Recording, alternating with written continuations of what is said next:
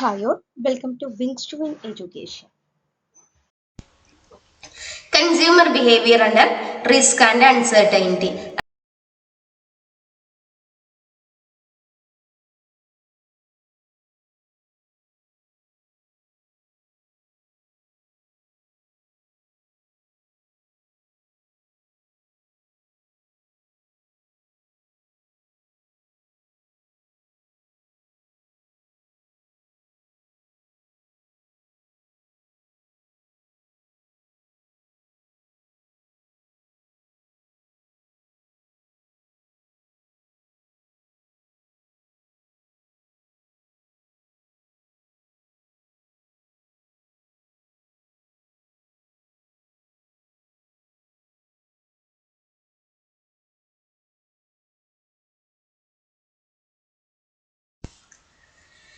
Different preferences towards risk.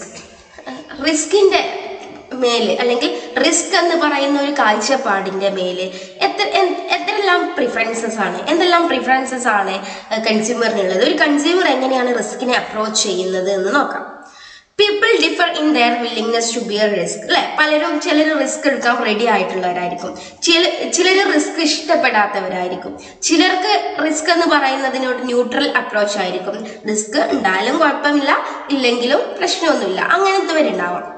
അപ്പം അത്തരത്തില് risk take ചെയ്യാനുള്ള ഒരു വില്ലിംഗ്നെസ് എന്ന് പറയുന്നത് പല ഇൻഡിവിജ്വൽസിന്റെ കേസിലും ഡിഫറെന്റ് ആയിരിക്കും. Some are risk averse. ചിലർ റിസ്ക് അവേഴ്സ് ആയിരിക്കും അല്ലെ. അവർ റിസ്ക് പാടെ ഒഴിവാക്കാൻ ശ്രമിക്കുന്നവരായിരിക്കും. റിസ്ക് എന്ന് കേൾക്കുന്നത് തന്നെ അവർക്ക് എന്തായിരിക്കും, ഒരു ഡിഫിക്കൽട്ടി ഉള്ള ടാസ്ക് ആയിരിക്കും. അതുകൊണ്ട് തന്നെ അത്തരം പീപ്പിൾസിനെയാണ് റിസ്ക് അവേർട്ടേഴ്സ് എന്ന് പറയുന്നത്. റിസ്ക് അവേഴ്സ് ആയിരിക്കും ചിലർ.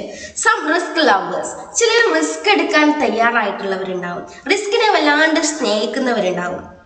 റിസ്ക് എന്ത് കാര്യം വന്നാലും റിസ്ക് ഉള്ള കാര്യങ്ങളെ പെട്ടെന്ന് പ്രിഫർ ചെയ്യുന്ന ആളുകൾ ഉണ്ടാവും, അവരാണ് risk lovers. Then some people are risk neutral അല്ലെ. ചിലരുടെ അപ്രോച്ച് എന്ന് പറയുന്നത് റിസ്ക് ന്യൂട്രൽ ആയിരിക്കും. അവര് റിസ്ക് ആയിക്കോട്ടെ, റിസ്ക് അല്ലാണ്ട് ഇരുന്നോട്ടെ, ഒന്നും അവർക്ക് ഒരു വിഷയമായിരിക്കില്ല. റിസ്ക് ഇല്ലായ്മയോ അവർക്ക് ഒരു വിഷയമായിരിക്കില്ല. അവരുടെ താല്പര്യങ്ങളായിരിക്കും അവർക്ക് പ്രിഫർ ചെയ്യുന്നത്. അത്തരത്തിലുള്ള ആളുകളും ഉണ്ടായിരിക്കും. A person who prefers a certain given income to a risky job with the same expected income is known as risk averse, which is the most common attitude towards risk. റിസ്കിന്റെ മേലുള്ള അല്ലെങ്കിൽ റിസ്കിനോടുള്ള ഒരു common attitude എന്ന് പറയുന്നത് risk അവേർട്ടേഴ്സ് ആണ്. ഒരു common attitude, ഒരു ഇൻഡിവിജ്വൽസിന്റെ ഒരു common attitude എന്ന് പറയുന്നത് അവർ പൊതുവെ റിസ്ക് അവേർട്ടേഴ്സ് ആണ്.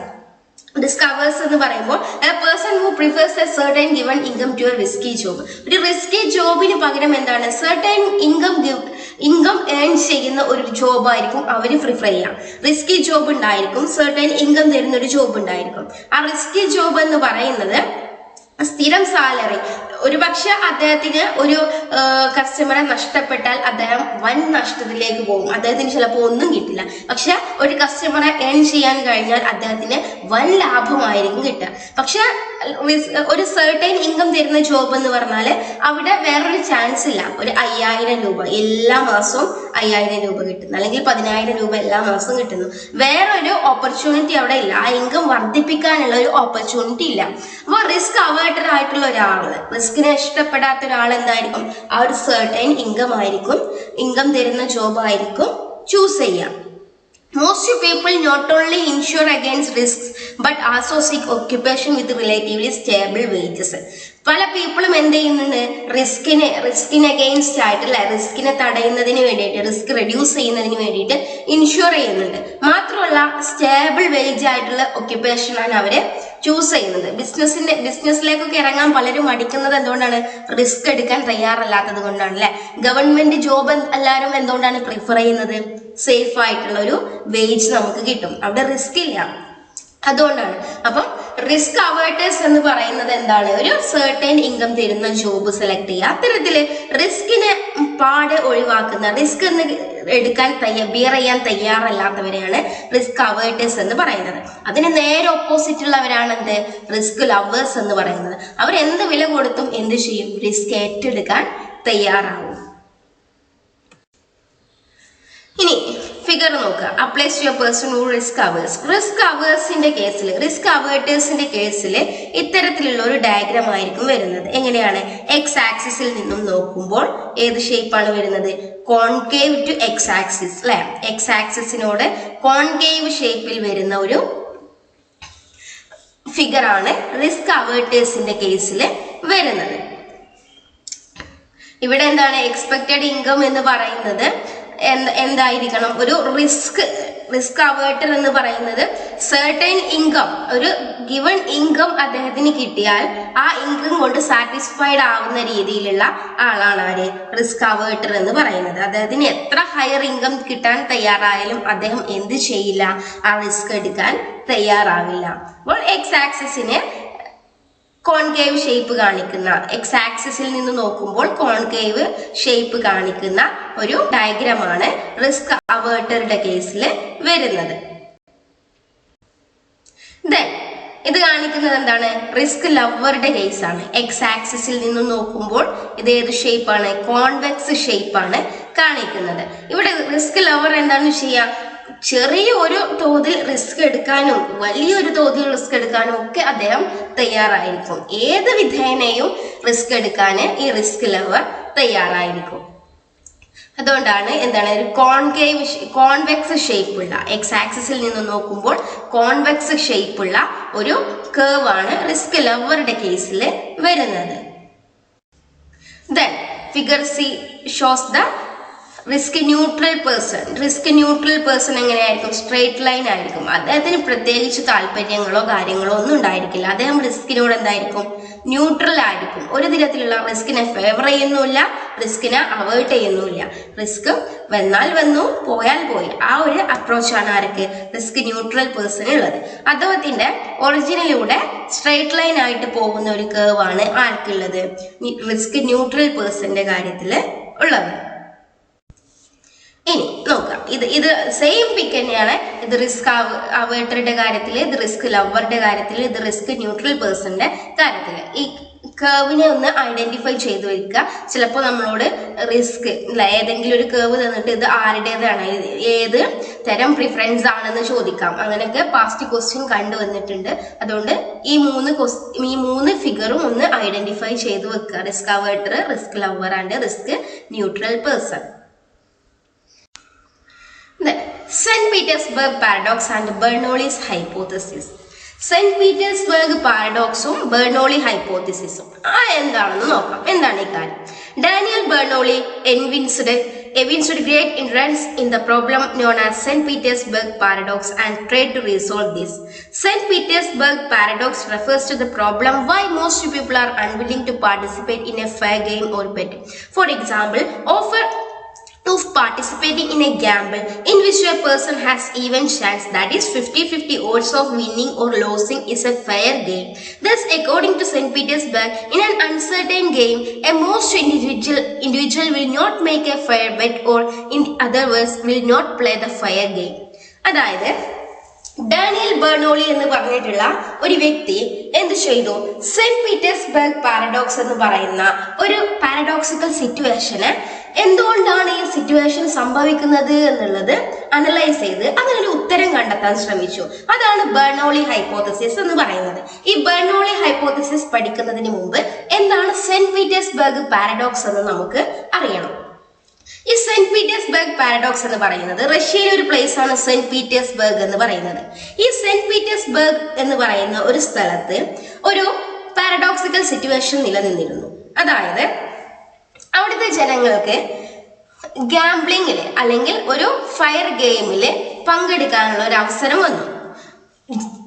വിൻ ചെയ്യാനുള്ള ചാൻസും ലോസ് ചെയ്യാനുള്ള ചാൻസും ഈക്വൽ ആയിരുന്നു, 50-50 ആയിരുന്നു. എന്നിട്ട് പോലും അവരെന്ത് ചെയ്തില്ല? ഈ ഒരു ഗെയിമിൽ പങ്കെടുത്തില്ല. എന്തുകൊണ്ടാണ് അത് എന്നുള്ള ഒരു ചോദ്യം അവിടെ ഉയരുകയുണ്ടായി. അതായത് ഒരു ബെറ്റ് ആയിക്കോട്ടെ, ഒരു ഗാംബ്ലിംഗ് അല്ലെ, ഒരു ചൂതാട്ടം പോലുള്ള ഒരു ഗെയിം, അതില് വിൻ ചെയ്യാനുള്ള അവസരവും 50-50, വിൻ ചെയ്യാനുള്ളതും അതുപോലെ തന്നെ ഫെയിൽ ആവാനുള്ള അവസരവും 50-50 ആണ്. അത്തരത്തിൽ ഹൈ ചാൻസ് വിജയിക്കാനുണ്ടായിട്ട് പോലും, ഈവൻ 50-50നേക്കാൾ കൂടുതൽ ചാൻസ് വിജയിക്കാനുണ്ടായിട്ട് പോലും, വിൻ ചെയ്യാനുള്ള ചാൻസ് 15നേക്കാൾ കൂടുതൽ ഉണ്ടായിട്ട് പോലും സെന്റ് പീറ്റേഴ്സ്ബർഗിലെ ജനങ്ങൾ എന്ത് ചെയ്തില്ല, ആ ഒരു ഗെയിമിൽ, ആ ഒരു ഗാംബ്ലിങ്ങിൽ പങ്കെടുത്തില്ല. അതൊരു പാരഡോക്സിക്കൽ സിറ്റുവേഷൻ ആയിട്ട് ആർക്ക് തോന്നി? അവിടുത്തെ പ്രധാനപ്പെട്ട അനലിസ്റ്റുകൾക്ക് തോന്നി. അങ്ങനെ എന്തുകൊണ്ടായിരിക്കും ഇങ്ങനൊരു പാരഡോക്സിക്കൽ സിറ്റുവേഷൻ സെന്റ് പീറ്റേഴ്സ്ബർഗിൽ നിലനിന്നത് എന്നുള്ള ഒരു അന്വേഷണം അവിടെ ഉയരുകയുണ്ടായി. അങ്ങനെയാണ് ഡാനിയൽ ബെർണോളി എന്ന് പറഞ്ഞിട്ടുള്ള ഒരു വ്യക്തി എന്ത് ചെയ്തു, സെന്റ് പീറ്റേഴ്സ്ബർഗ് പാരഡോക്സ് എന്തുകൊണ്ട് സംഭവിച്ചു എന്നുള്ളതിനൊരു ഉത്തരം കണ്ടെത്തി. ആ ഉത്തരമാണ് ബെർണോളിസ് ഹൈപ്പോത്തസിസ് എന്ന പേരിൽ അറിയപ്പെട്ടത്. ഓക്കെ, ഇനി നോക്കാം എന്താണ് Bernoulli's hypothesis. Daniel Bernoulli provided a convincing explanation of the said behavior of rational individual. നമ്മൾ നേരത്തെ പറഞ്ഞ അത്തരത്തിലുള്ള ഒരു റേഷണൽ ഇൻഡിവിജ്വലിന്റെ ബിഹേവിയറിന് ഒരു കൺവിൻസിംഗ് ആയിട്ടുള്ള എക്സ്പ്ലനേഷൻ ആര് പ്രൊവൈഡ് ചെയ്തു? ഡാനിയൽ ബെർണോളി പ്രൊവൈഡ് ചെയ്തു. According to him, a rational individual will take decisions under risky and uncertain situations on the basis of expected utility rather than expected monetary value. അതായത് Daniel Bernoulli കണ്ടെത്തിയ ഉത്തരം എന്തായിരുന്നു? ഇത്തരം ഒരു paradoxical സിറ്റുവേഷനെ കൈകാര്യം ചെയ്യുന്നതിൽ, ഈ ഒരു പാരഡോക്സിക്കൽ സിറ്റുവേഷനിലേക്ക് സെന്റ് പീറ്റേഴ്സ്ബർഗിലെ ജനങ്ങളെ എത്തിച്ചതിനുള്ള കാരണം ബെർണോളി കണ്ടെത്തിയത് എന്തായിരുന്നു? അവര് പ്രാധാന്യം കൊടുക്കുന്നത്, അവര് മുൻഗണന കൊടുക്കുന്നത്, അവര് പ്രിഫർ ചെയ്യുന്നത് എക്സ്പെക്റ്റഡ് യൂട്ടിലിറ്റി ആണ്, എക്സ്പെക്റ്റഡ് മോണിറ്ററി വാല്യൂ അല്ല എന്നുള്ളതായിരുന്നു. എന്തായിരുന്നു ബെർണോളിയുടെ കണ്ടെത്തല്? സെന്റ് പീറ്റേഴ്സ്ബർഗിലെ ജനങ്ങള് പ്രാധാന്യം കൊടുത്തിരുന്നത് എന്തിന്റെ ബേസിലായിരുന്നു, അല്ലെങ്കിൽ ഡിസിഷൻസ് എടുത്തിരുന്നത് ഈ ഒരു റിസ്കി അല്ലെ 50-50 ഓഡ്സ് എന്ന് പറയുന്നത് എന്താണ്? അവിടെ ഒരു റിസ്ക് എലമെന്റ് ഉണ്ട്, അവിടെ അൺസർട്ടൈൻ ആയിട്ടുള്ള ഒരു എലമെന്റ് ഉണ്ട്. ആ റിസ്ക് ആൻഡ് അൺസർട്ടൈൻ സിറ്റുവേഷനിൽ അവർ ഡിസിഷൻ എടുത്തത് എന്തിന്റെ ബേസിലായിരുന്നു? എക്സ്പെക്റ്റഡ് യൂട്ടിലിറ്റിയുടെ ബേസിലായിരുന്നു, അല്ലാണ്ട് എക്സ്പെക്റ്റഡ് മോണിറ്ററി വാല്യൂവിന്റെ ബേസിലല്ല എന്നുള്ളതായിരുന്നു അവര് ഡാനിയൽ ബെർണോളി കണ്ടെത്തിയിട്ടുള്ള ഉത്തരം. He further contended that marginal utility of money to the individual declines as he has more of it. അതായത് അദ്ദേഹം പിന്നീട് ഒരു കാര്യം കണ്ടെത്തി. എന്താണ്? കൂടുതൽ ക്യാഷ് വരും തോറും അതിൽ നിന്നും വരുന്ന മാർജിനൽ യൂട്ടിലിറ്റി എന്ന് പറയുന്നത് ഡിമിനിഷിംഗ് ടെൻഡൻസിയാണ് കാണിക്കുന്നത്, അല്ലെങ്കിൽ മാർജിനൽ യൂട്ടിലിറ്റി എന്ന് പറയുന്നത് ഡിക്ലൈനിങ് ആണ്. കൂടുതൽ ക്യാഷ് മണി കൂടുന്തോറും അതിൽ നിന്നും ഡിറൈവ് ചെയ്യുന്ന മാർജിനൽ യൂട്ടിലിറ്റി എന്ന് പറയുന്നത് ഡിക്ലൈനിങ് ആണ്. Since the individual behaves on the basis of expected utility from the extra money if he wins a game. അതുകൊണ്ട് അദ്ദേഹം എന്താണ്, ആ ഒരു പേഴ്സൺ അല്ലെങ്കിൽ ആ ഒരു ജനങ്ങള് ആ ഒരു ഗെയിമിൽ വിജയിക്കുകയാണെങ്കിൽ അവർക്ക് കിട്ടുന്ന എക്സ്ട്രാ മണി ഉണ്ടാവും അല്ലെ, ആ എക്സ്ട്രാ മണിയിൽ നിന്നും കിട്ടുന്ന എക്സ്പെക്റ്റഡ് യൂട്ടിലിറ്റി എന്ന് പറയുന്നത് എന്താണ്? ഡിക്ലൈനിങ് ആയിരിക്കും. അപ്പോൾ individual behaves on the basis of expected utility from the extra money. അപ്പോൾ ആ ഒരു എക്സ്ട്രാ മണിയിൽ നിന്നും കിട്ടുന്ന എക്സ്പെക്റ്റഡ് യൂട്ടിലിറ്റിയുടെ ബേസിലാണ് ആര് ബിഹേവ് ചെയ്യുന്നത്? ആ ഇൻഡിവിജ്വൽസ് ബിഹേവ് ചെയ്യുന്നത്. The marginal utility of money to him declines as he has extra money. അല്ലെ, എക്സ്ട്രാ മണി കിട്ടുന്തോറും അതിൽ നിന്നും ഡിറൈവ് ചെയ്യുന്ന യൂട്ടിലിറ്റി എന്ന് പറയുന്നത്, മാർജിനൽ യൂട്ടിലിറ്റി എന്ന് പറയുന്നത് ഡിക്ലൈനിങ് ആണ്. Most individuals will not play the game, that is will not make a bet. അതുകൊണ്ടാണ് മോസ്റ്റ് ഇൻഡിവിജ്വലും എന്ത് ചെയ്യാത്തത്? ഗെയിം പ്ലേ ചെയ്യാത്തത്, അല്ലെങ്കിൽ ഒരു ബെറ്റ് അവിടെ വെക്കാത്തത്. It is in this way that Bernoulli resolved the St. Petersburg paradox. ഈ ഒരു വേയിലൂടെയാണ് ഡാനിയൽ ബെർണോളി സെന്റ് പീറ്റേഴ്സ് പാരഡോക്സിനെ റീസോൾവ് ചെയ്യപ്പെട്ടിട്ടുള്ളത്. അപ്പോൾ സെന്റ് പീറ്റേഴ്സ്ബർഗ് പാരഡോക്സ് എന്ന് പറയുന്നത് എന്തായിരുന്നു? ഗാംബ്ലിംഗ് എന്ന് പറയുന്ന, അല്ലെങ്കിൽ ചൂതാട്ടം എന്ന് പറയുന്ന ഒരു ഗെയിം, ഒരു ബെറ്റ് അവിടെ നിലനിൽക്കുന്നു. ആ ബെറ്റിന് വിജയിക്കാനുള്ള ചാൻസ്, വിജയിക്കാനും ലോസ് ചെയ്യാനും ഉള്ള ചാൻസ് 50-50 ആണ്. പകുതി ചാൻസ് വിജയിക്കാനുണ്ട്, പകുതി ചാൻസ് ഫെയിൽ ആവാനുണ്ട്. പക്ഷെ വിജയിക്കാനുള്ള ചാൻസ് 50യേക്കാൾ കൂടുതലായിട്ട് പോലും, 50യേക്കാൾ കൂടുതൽ ചാൻസ് ജയിക്കാനുണ്ടായിട്ട് പോലും സെന്റ് പീറ്റേഴ്സ്ബർഗ് എന്ന് പറയുന്ന പ്ലേസിലെ ജനങ്ങൾ എന്ത് ചെയ്തില്ല? ആ ഒരു ഗെയിമിൽ പാർട്ടിസിപ്പേറ്റ് ചെയ്തില്ല. അതിനുള്ള ഉത്തരമായിട്ട് ഡാനിയൽ ബെർണോളി കണ്ടെത്തിയത് എന്തായിരുന്നു? അത്തരം ജനങ്ങൾ റിസ്കി ആൻഡ് അൺസർട്ടൈൻറ്റി സിറ്റുവേഷനിൽ ഡിസിഷൻസ് എടുക്കുന്നത് എന്തിന്റെ ബേസിലാണ്? എക്സ്പെക്റ്റഡ് യൂട്ടിലിറ്റിയുടെ ബേസിലാണ്, അല്ലാണ്ട് എക്സ്പെക്റ്റഡ് മോണിറ്ററി വാല്യൂവിന്റെ ബേസിസിലല്ല. അതുകൊണ്ടാണ് അവർ അത്തരം ഗാംബ്ലിങ്ങിലൊന്നും പങ്കെടുക്കാത്തത്. കാരണം അവർ വിൻ ചെയ്താൽ അതിൽ നിന്നും ഡിറൈവ് ചെയ്യുന്ന, അവർക്ക് കിട്ടുന്ന ക്യാഷിൽ നിന്നും ഡിറൈവ് ചെയ്യുന്ന മാർജിനൽ യൂട്ടിലിറ്റി എന്ന് പറയുന്നത് ഡിക്ലൈനിങ് ആണ്. അതുകൊണ്ടാണ് അവരതിൽ പങ്കെടുക്കാത്തത്. ഇതാണ് സെന്റ് പീറ്റേഴ്സ്ബർഗ് പാരഡോക്സും. ഈ സെന്റ് പീറ്റേഴ്സ്ബർഗ് പാരഡോക്സിനെ ഡാനിയൽ ബെർണോളി റിസോൾവ് ചെയ്ത രീതിയെയാണ് ബെർണോളി ഹൈപ്പോത്തസിസ് അല്ലെങ്കിൽ എക്സ്പെക്റ്റഡ് യൂട്ടിലിറ്റി ഹൈപ്പോത്തസിസ് എന്നും പറയുന്നത്. ബെർണോളി ഹൈപ്പോത്തസിസ് കംപ്ലീറ്റ് ആവണമെങ്കിൽ ആ ഹൈപ്പോത്തസിസിനെ നമുക്കൊരു ഗ്രാഫിക്കൽ റെപ്രസെന്റേഷനിലൂടെ അവതരിപ്പിക്കണം. അപ്പോൾ എങ്ങനെയാണ് ബെർണോളിയുടെ ഈ ഒരു ഹൈപ്പോത്തസിസ്, നമ്മൾ കണ്ടെത്തിയ എക്സ്പെക്റ്റഡ് യൂട്ടിലിറ്റിക്കാണ് പ്രാധാന്യം അല്ലെങ്കിൽ എക്സ്പെക്റ്റഡ് മോണിറ്ററി വാല്യൂവിനല്ല, കാരണം മാർജിനൽ യൂട്ടിലിറ്റി എന്ന് പറയുന്നത് ഡിമിനിഷിംഗ് ആണ് എന്നുള്ള ബെർണോളി ഹൈപ്പോത്തസിസ്, ആ ഒരു കാര്യം ബെർണോളി അവതരിപ്പിച്ചിട്ടുള്ള ആ ഒരു ഫൈൻഡിങ്സ് എങ്ങനെയാണ് ഗ്രാഫിക്കലി റെപ്രസെന്റ് ചെയ്യുന്നത് എന്ന് നോക്കാം. ഈ ഗ്രാഫ് കാണിക്കുന്നത് ബെർണോളി ഹൈപ്പോത്തസിസ് ആണ്. ഇവിടെ consider figure in which on the x-axis the quantity of money and on the y-axis marginal utility of money to an individual are measured. ഇവിടെ x-axisൽ എന്താണ് മെഷർ ചെയ്യുന്നത്? നമ്മുടെ ക്വാണ്ടിറ്റി ഓഫ് മണിയാണ് x-axisൽ മെഷർ ചെയ്യുന്നത്. എത്രയാണ് ഒരു ഇൻഡിവിജ്വലിന്റെ മണി, ക്വാണ്ടിറ്റി ഓഫ് മണിയാണ് മെഷർ ചെയ്യുന്നത്. y-axisലോ കൺസ്യൂമറുടെ അല്ലെങ്കിൽ ഇൻഡിവിജ്വലിന്റെ മാർജിനൽ യൂട്ടിലിറ്റി ഓഫ് മണിയാണ് മെഷർ ചെയ്യുന്നത്. ഇവിടെ x-axisൽ ക്വാണ്ടിറ്റി ഓഫ് മണിയും y-axisൽ മാർജിനൽ യൂട്ടിലിറ്റി ഓഫ് മണിയുമാണ് നമ്മൾ മെഷർ ചെയ്യുന്നത്. Suppose an individual has 20,000 of rupees with him and can make a bet at even odds of 50-50 chance of winning or losing rupees 1,000. അതായത് അദ്ദേഹത്തിന്റെ കയ്യിൽ ഈ കർവ് എന്താണ് കാണിക്കുന്നത്? മാർജിനൽ യൂട്ടിലിറ്റി കർവ് ആണ്. നമുക്കറിയാം മാർജിനൽ യൂട്ടിലിറ്റി കർവ് എന്ന് പറയുന്നത് ഡിമിനിഷിംഗ് ആണ്, ഒരു ഡൗൺവേർഡ് സ്ലോപ്പ് കാണിക്കുന്ന കർവ് ആണ് മാർജിനൽ യൂട്ടിലിറ്റി കർവ് എന്ന് പറയുന്നത്. അപ്പോൾ മാർജിനൽ യൂട്ടിലിറ്റി കർവ് ആണ് ഇത് കാണിക്കുന്നത്. ഇനി അസ്യൂം ചെയ്യാണ് ഒരു ഇൻഡിവിജ്വലിന്റെ കയ്യിൽ 20,000 റുപ്പീസ് ഉണ്ട്. ഇതാ ഈ 20,000 റുപ്പീസ് ഇൻഡിവിജ്വലിന്റെ കയ്യിലുണ്ട്. ഇനി അദ്ദേഹത്തിന് ഒരു ബെറ്റ് അവിടെ നിലനിൽക്കുന്നുണ്ട്. ബെറ്റില് 50-50 ചാൻസ് ആണുള്ളത്. വിൻ ചെയ്യാനുള്ള ചാൻസും ലോസ് ആവാനുള്ള ചാൻസും എത്രയാണ്? 50-50 ആണ്. അതായത് വിൻ ചെയ്താല് 1000 രൂപ കിട്ടും, ഫെയിൽ ആയാലോ അദ്ദേഹത്തിന്റെ കയ്യിൽ നിന്നുള്ള 1000 രൂപ പോവുകയും ചെയ്യും. അതിനുള്ള ചാൻസ് എത്രയാണ്? ഹാഫ് ആൻഡ് ഹാഫ് ആണ്, 50-50 ആണ്. അപ്പോൾ 20,000 റുപ്പീസ് അദ്ദേഹത്തിന്റെ കയ്യിലുണ്ട്, വിജയിച്ചാൽ 1000 രൂപ കൂടുതൽ കിട്ടും. എത്രയാണ്? 21,000 ആവും അല്ലെ. ദെൻ ലോസ് ആയാലോ അല്ലെങ്കിൽ അദ്ദേഹത്തിന് അത് നഷ്ടപ്പെട്ടാലോ അദ്ദേഹത്തിന്റെ 20,000 എന്നുള്ളത് 19,000 19,000ലേക്ക് അദ്ദേഹത്തിന്റെ ഇൻകം കുറയുകയും ചെയ്യും. If he wins the bet, money with him will rise to 21,000 അല്ലെ. 20 വിജയിക്കുകയാണെങ്കിൽ 20 എന്നുള്ളത് 21,000 ആയിട്ട് മാറും. ഫെയിൽ ആവുകയാണെന്നുണ്ടെങ്കിൽ, ലോസ് ആവുകയാണെന്നുണ്ടെങ്കിൽ 20 എന്നുള്ളത് 19,000 ആയിട്ട് കുറയും ചെയ്യും. If as a result of an increase in money with him, his expected marginal utility of money declines, then the expected marginal utility of extra 1,000 rupees to him, which is depicted by the rectangle CDFE, is less than the extra marginal utility of the previous 1,000, that is 20,000 rupees, which is measured by the rectangle ABDC.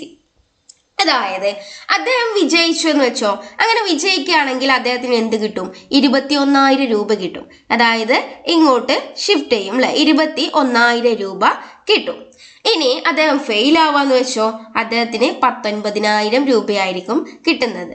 ഇത്രയായിരിക്കും കിട്ടുന്നത്. അപ്പോൾ നമ്മൾ എന്താണ്, അദ്ദേഹം expected യൂട്ടിലിറ്റിന്റെ ബേസിലാണ് തീരുമാനം എടുക്കുക എന്ന് നമ്മൾ പറഞ്ഞു. എക്സ്പെക്റ്റഡ് യൂട്ടിലിറ്റി എന്ന് പറയുന്നത് ഇവിടെ മാർജിനൽ യൂട്ടിലിറ്റി, അദ്ദേഹത്തിന് കിട്ടുന്ന മാർജിനൽ യൂട്ടിലിറ്റി എന്ന് പറയുന്നത് എന്താണ്?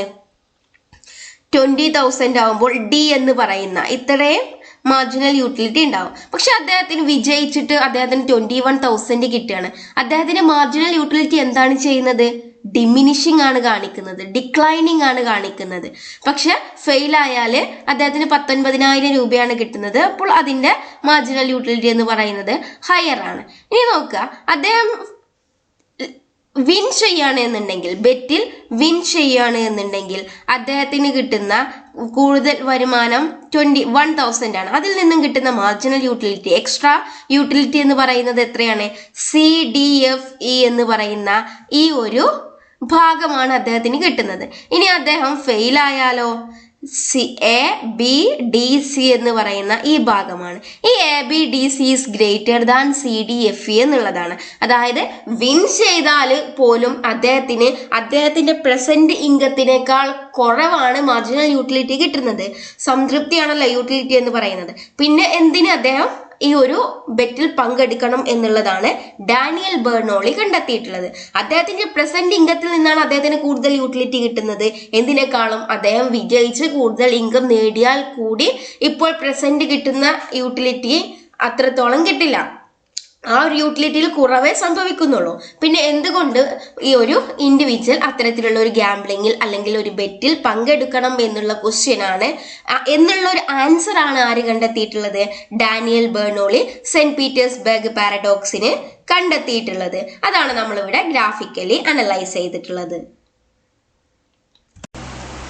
Thus, given the diminishing marginal utility of money, the expected gain in utility is less than the expected loss of utility from 1,000 rupees involved in the bet. A rational individual will therefore not make a bet with 50-50 odds. അതായത് ഒരു rational individual ആ 50-50 ods അവിടെ നിലനിന്നിട്ട് പോലും ആ ഒരു ബെറ്റിൽ പങ്കെടുക്കുന്നില്ല. കാരണം എന്താണ്? അദ്ദേഹം വിൻ ചെയ്താലേ അദ്ദേഹത്തിന് കിട്ടുന്ന എക്സ്ട്രാ മണിയിൽ നിന്നും കിട്ടുന്ന മാർജിനൽ യൂട്ടിലിറ്റി എന്ന് പറയുന്നത് കുറവാണ്. പക്ഷെ അദ്ദേഹം ഫെയിൽ ആയാൽ അദ്ദേഹത്തിന്റെ കയ്യിൽ നിന്നും നഷ്ടപ്പെടുന്ന ആ 1000 രൂപയിൽ നിന്നും കിട്ടുന്ന യൂട്ടിലിറ്റി എന്ന് പറയുന്നത് കൂടുതലാണ്. അതായത് അദ്ദേഹത്തിന് ലോസ് സംഭവിച്ചാൽ അദ്ദേഹത്തിന് 1000 രൂപ അവിടെ കുറയും. ആ 1000 രൂപയിൽ നിന്നും അദ്ദേഹത്തിന് നഷ്ടമാവുന്ന മാർജിനൽ യൂട്ടിലിറ്റി എന്ന് പറയുന്നത് വളരെ കൂടുതലാണ്.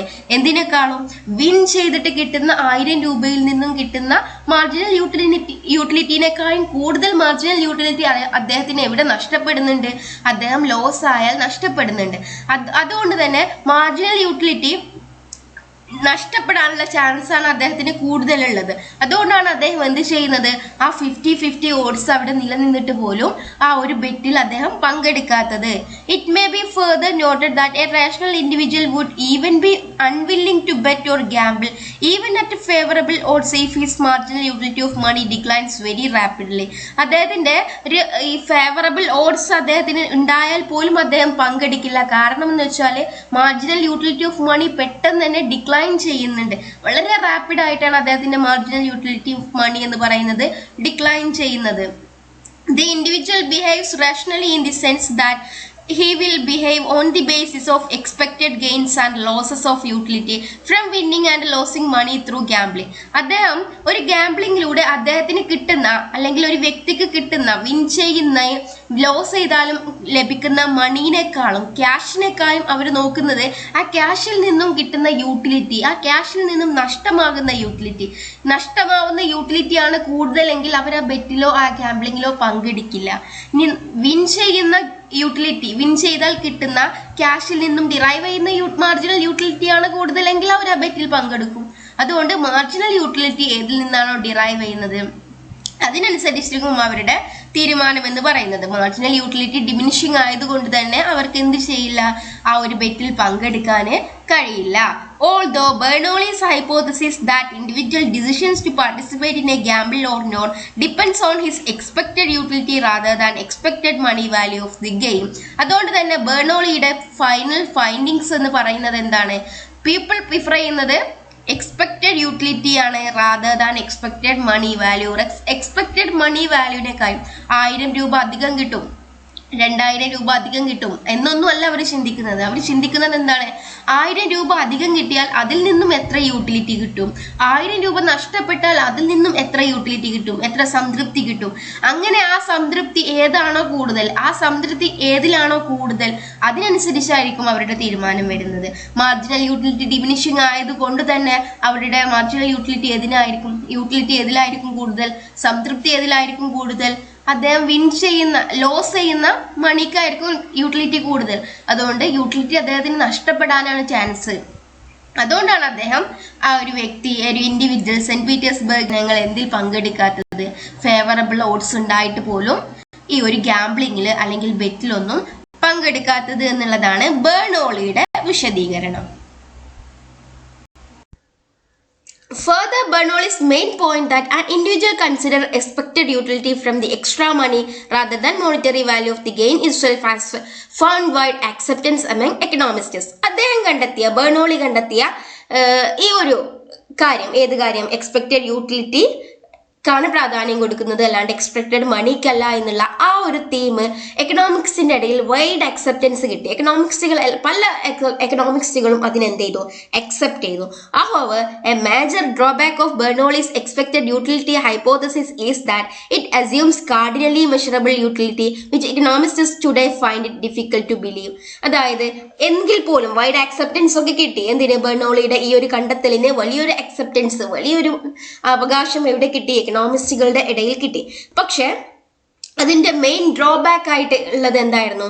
ബെർണോളിയുടെ യൂട്ടിലിറ്റി എന്ന് പറയുന്നത് കാർഡിനലി മെഷർ ചെയ്യാൻ പറ്റുന്ന തരത്തിലായിരുന്നു. നമുക്കറിയാം, സംതൃപ്തി എന്ന് പറയുന്നത് നമ്പർ വെച്ചിട്ട് മെഷർ ചെയ്യുക എന്ന് പറയുന്നത് ഇന്നത്തെ കാലത്ത് ബിലീവ് ചെയ്യാൻ ഡിഫിക്കൽട്ട് ആയിട്ടുള്ള ഒരു ടാസ്ക് ആണ്. അപ്പോൾ ആ ഒരു ടാസ്ക് തന്നെയായിരുന്നു ബെർണോളിയുടെ ഏറ്റവും വലിയൊരു ഡ്രോബാക്ക് ആയിട്ട് അവിടെ നിലനിന്നിരുന്നത്.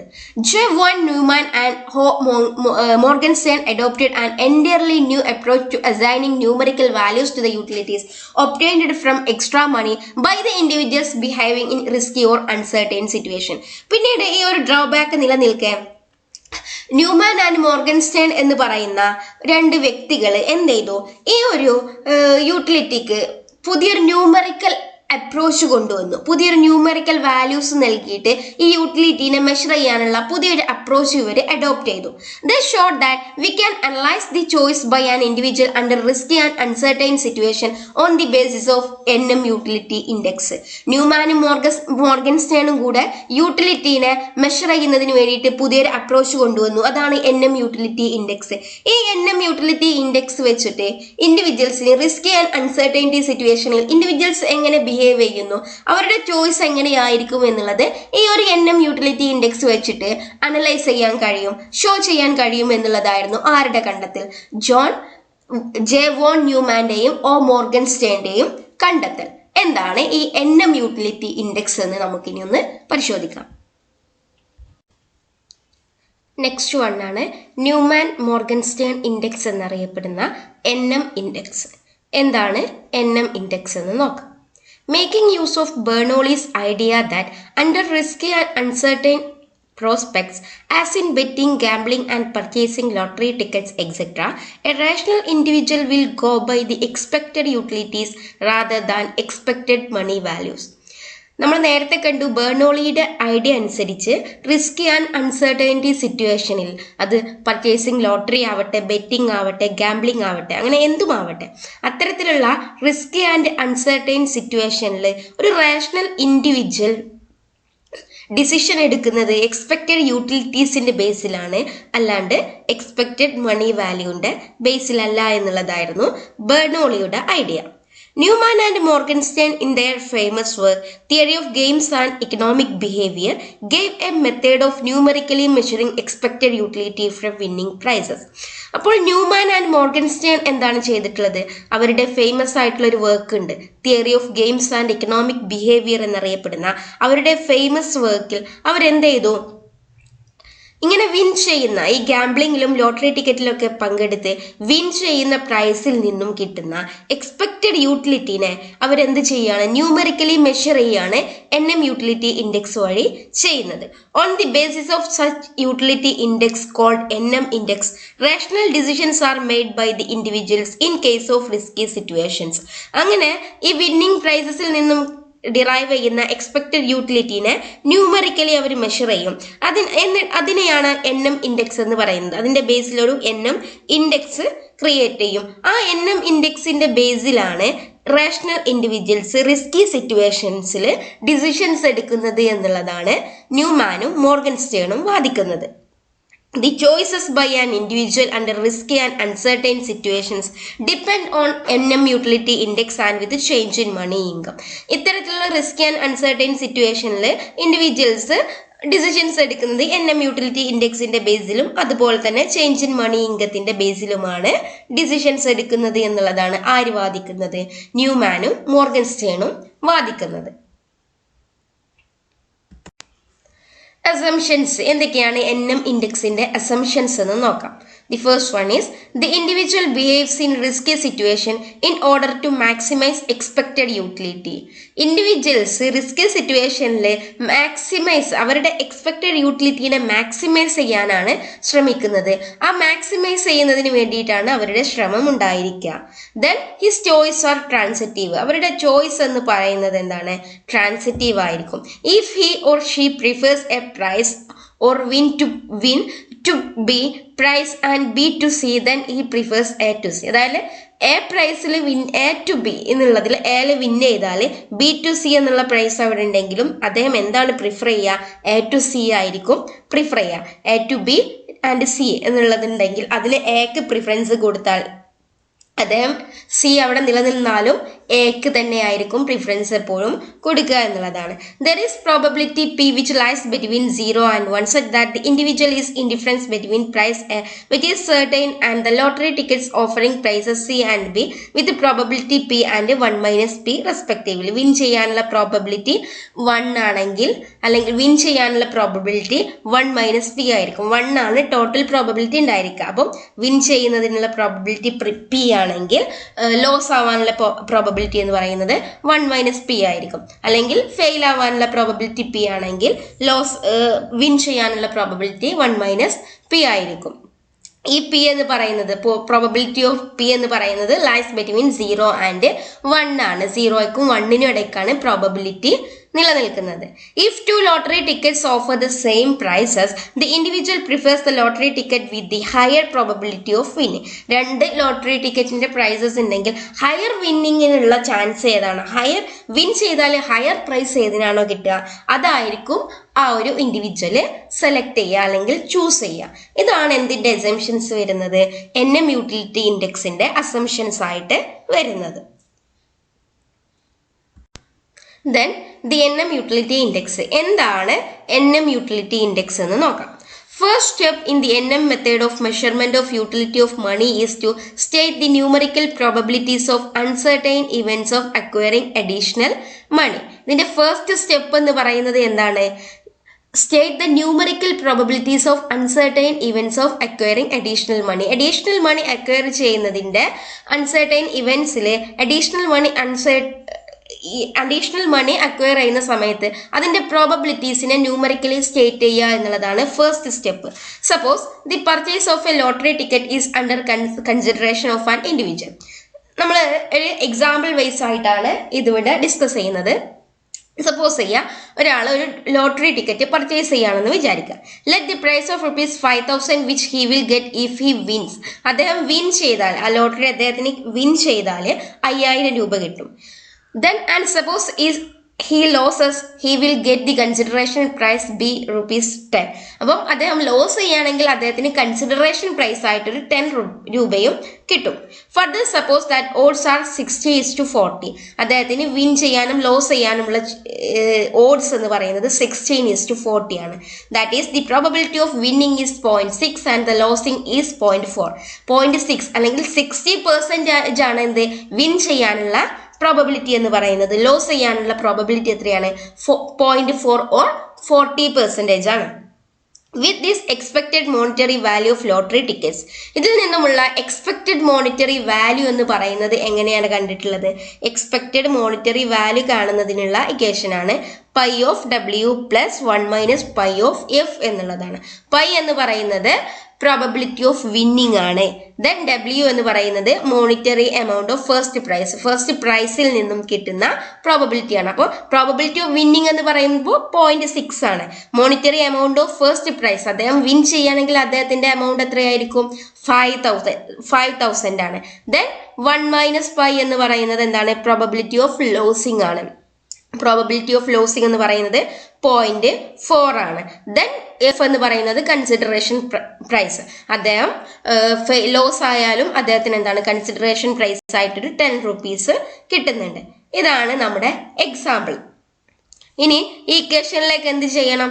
ഈ നമ്മുടെ എക്സാമ്പിൾ വെച്ചിട്ടുള്ള വാല്യൂസ് ആഡ് ചെയ്യണം. അപ്പോൾ ഇങ്ങനെ കിട്ടും. ഇനി അവിടെ എക്സാമ്പിൾ 0.6 × 5,000 പ്ലസ് 0.4 × 10 അല്ലേ.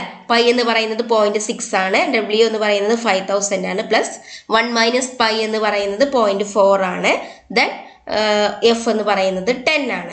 അപ്പോൾ 0.6 ഇൻറ്റു 5000 3000 ആണ്, 0.4 ഇൻറ്റു 10 4 ആണ്, 3004 ആണ് എന്ത് ടോട്ടൽ എക്സ്പെക്റ്റഡ് മോണിറ്ററി വാല്യൂ എന്ന് പറയുന്നത്. എക്സ്പെക്റ്റഡ് മോണിറ്ററി വാല്യൂ നമുക്ക് 3004 അല്ലെ, 3004 രൂപയാണ് നമ്മുടെ expected monetary value. NM seek to measure expected utility from the monetary gain rather than expected value of monetary gain. Thus, the problem is convert the monetary value of gain into expected utility terms. അപ്പം എന്താണ് ചെയ്യേണ്ടത്? ഈ പ്രോബ്ലത്തെ നമ്മൾ എന്ത് ചെയ്യണം?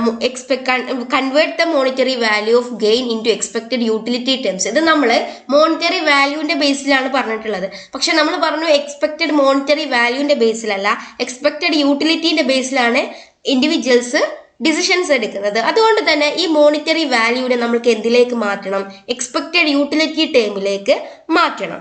In NM utility analysis the lottery ticket would be evaluated from the following formula. Expected utility of the lottery ticket. അപ്പോൾ NM utility പ്രകാരം എങ്ങനെയാണ് എക്സ്പെക്റ്റഡ് യൂട്ടിലിറ്റി എന്ന് പറയുന്നത് കാണുന്നത്?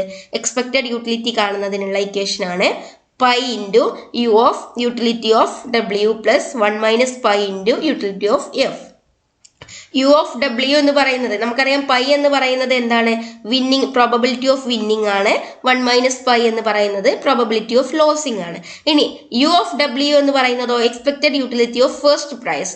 ഫസ്റ്റ് പ്രൈസിൽ നിന്നും കിട്ടുന്ന എക്സ്പെക്റ്റഡ് യൂട്ടിലിറ്റി ആണ്. യു ഓഫ് എഫ് എന്ന് പറയുന്നതോ expected utility of consideration prize. Consideration പ്രൈസിൽ നിന്നും കിട്ടുന്ന എക്സ്പെക്റ്റഡ് യൂട്ടിലിറ്റി ആണ്.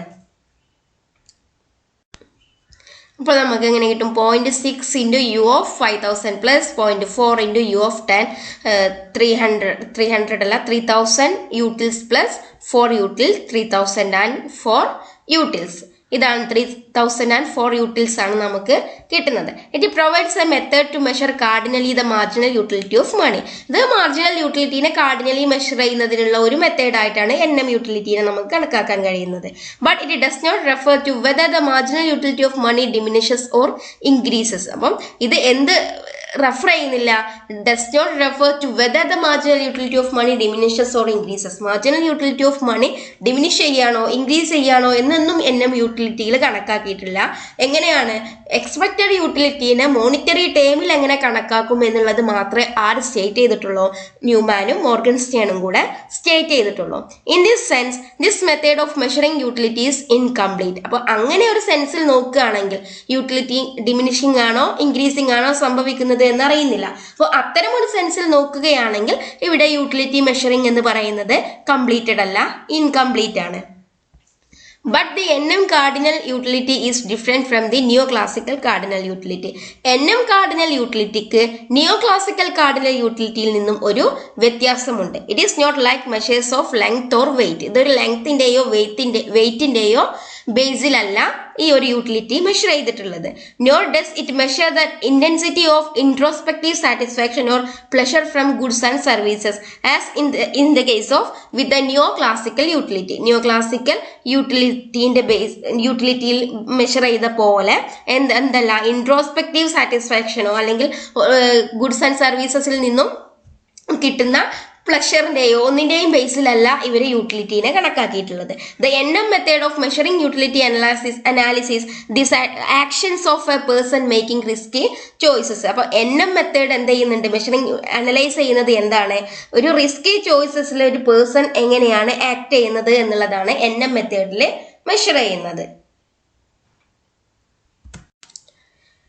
നമുക്ക് നെക്സ്റ്റ് നോക്കാനുള്ളത് ദ ഫ്രീഡ്മാൻ-സാവേജ് ഹൈപ്പോത്തസിസ് ആണ്. What is Friedman-Savage hypothesis എന്ന് നോക്കാം. The Newman-Morgenstern method is based on the expected values of utilities and therefore does not refer to whether the marginal utility of money diminishes or increases. അപ്പോൾ ന്യൂമാൻ-മോർഗൻസ്റ്റേൺ എന്തിന്റെ ബേസിലാണ് തീരുമാനം എടുത്തിരുന്നത്? Expected value of യൂട്ടിലിറ്റീസിന്റെ ബേസിലായിരുന്നു. പക്ഷെ അതിന്റെ ഒരു മെയിൻ ഡ്രോബാക്ക് എന്ന് പറയുന്നത് എന്ത് തന്നെയായിരുന്നു? ഇവിടെ marginal utility of money diminishing ആണോ ഇൻക്രീസിംഗ് ആണോ എന്നൊന്നും സ്റ്റേറ്റ് ചെയ്തിട്ടുണ്ടായിരുന്നില്ല. In this respect this method of measuring utility is incomplete. ആ ഒരു സെൻസിൽ എന്താണ് ന്യൂമാൻ ആൻഡ് മോർഗൻ സ്റ്റേണിന്റെ യൂട്ടിലിറ്റി മെഷറിംഗ് എന്ന് പറയുന്നത് ഇൻകംപ്ലീറ്റ് ആണെന്ന് പറയാം. When a person gets an insurance policy he pays to escape or avoid risk. അല്ലെ, ഒരു പേഴ്സണ് ഇൻഷുറൻസ് പോളിസി എടുക്കുക എന്ന് പറയുന്നതിന്റെ അർത്ഥം എന്താണ്? അദ്ദേഹം റിസ്കിൽ നിന്നും എസ്കേപ്പ് ചെയ്യാണ്, അല്ലെങ്കിൽ റിസ്കിനെതിരെയാണ് അദ്ദേഹം എന്ത് ചെയ്യുന്നത്? അത്തരം ഒരു പ്രവൃത്തി ചെയ്യുന്നത്. But when he bias A lottery ticket he gets A small chance of A large gain. അപ്പോൾ ഒരു ലോട്ടറി ടിക്കറ്റ് എടുക്കുക എന്ന് പറയുന്നത് എന്താണ്? അവിടെ റിസ്ക് ഏറ്റെടുക്കുന്ന ഒരു പ്രവൃത്തിയാണല്ലേ. Thus he assumes risk. അപ്പോൾ ആ ഒരു സമയത്ത് അദ്ദേഹം എന്ത് ചെയ്യുന്നുണ്ട്? റിസ്കിനെ ഏറ്റെടുക്കുന്നുണ്ട്. Some people indulge both in buying insurance and gambling and thus they both avoid and choose risks. ചില ആളുകൾ, ചില ഇൻഡിവിജ്വൽസിന്റെ കേസിൽ എന്ത് വരുന്നുണ്ട്? അവര് ഇൻഷുറൻസ് ബൈ ചെയ്യുന്നുണ്ട്. എന്തിന്? റിസ്കിനെ കവർ ചെയ്യുന്നതിന് വേണ്ടിയിട്ട്, റിസ്കിൽ നിന്നും എസ്കേപ്പ് ചെയ്യുന്നതിന് വേണ്ടിയിട്ട് ഇൻഷുറൻസ് പോളിസി വാങ്ങുന്നുണ്ട്.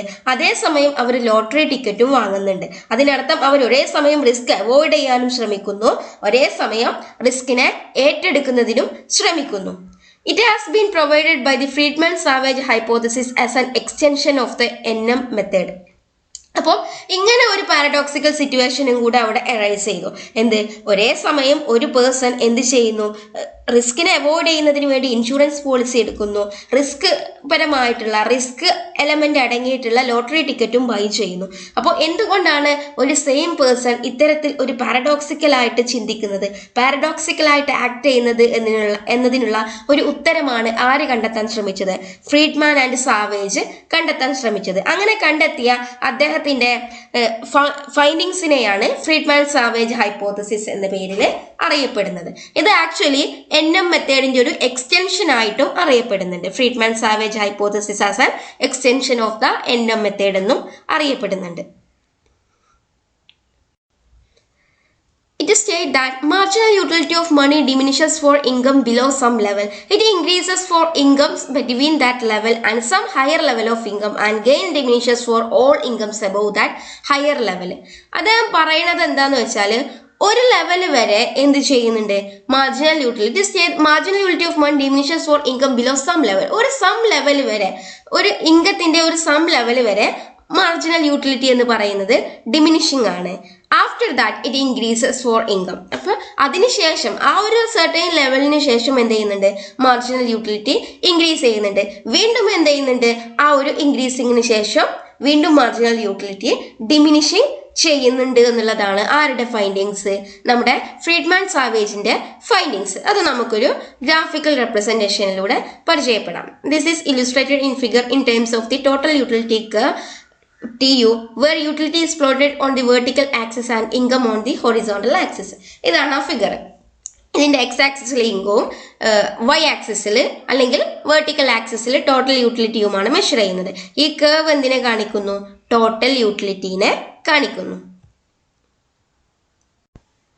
Suppose a person buys insurance for his house against the small chance of a heavy loss from fire, and also buys a lottery ticket which offers a small chance of a large win. അതെ, നമ്മൾ എന്ത് ചെയ്യാണ്? ഒരു example base suppose ചെയ്യാണ്, ഒരു person insurance എടുക്കുന്നു. എന്തിനു വേണ്ടിയിട്ട്? അദ്ദേഹത്തിന്റെ വീടിന്റെ മേല് അദ്ദേഹം ഒരു ഇൻഷുറൻസ് എടുക്കുന്നു. ഒരു ഫയറിൽ അദ്ദേഹത്തിന് ഹെവി ലോസ് ഉണ്ടാവാൻ ചാൻസ് ഉണ്ട്. അപ്പം അതിന് വേണ്ടിയിട്ട് അദ്ദേഹം എന്ത് ചെയ്യുന്നു? ഒരു ഇൻഷുറൻസ് എടുക്കുന്നു. അതേസമയം അദ്ദേഹം എന്ത് ചെയ്യുന്നു? വലിയൊരു ഗെയിൻ ഉണ്ടാവുന്നതിന് വേണ്ടിയിട്ട്, പെട്ടെന്നൊരു ഗെയിൻ സമ്പാദിക്കുന്നതിന് വേണ്ടിയിട്ട് ലോട്ടറി ടിക്കറ്റും ബൈ ചെയ്യുന്നു. Such a conflicting behavior of a person who buys insurance and also gambles has been shown by Friedman and Savage with a total utility curve. ഇത്തരത്തിലുള്ള ഒരു കോൺഫ്ലിക്റ്റിംഗ് ബിഹേവിയർ അല്ലെ, ഒരേ സമയം റിസ്ക് അവോയ്ഡ് ചെയ്യുകയും ചെയ്യുന്നു, risk take ചെയ്യുകയും ചെയ്യുന്നു. ഇത്തരത്തിലുള്ള ഒരു പേഴ്സന്റെ കോൺഫ്ലിക്റ്റിംഗ് ബിഹേവിയർ ആണ് ഈ ഒരു ടോട്ടൽ യൂട്ടിലിറ്റി കർവ് വെച്ചിട്ട് ഫ്രീഡ്മാൻ സാവേജ് അനലൈസ് ചെയ്യുന്നത്. Such a curve first rises at a diminishing rate. First സ്റ്റേജിൽ ടോട്ടൽ യൂട്ടിലിറ്റി കർവ് എന്താണ് ചെയ്യുന്നത്?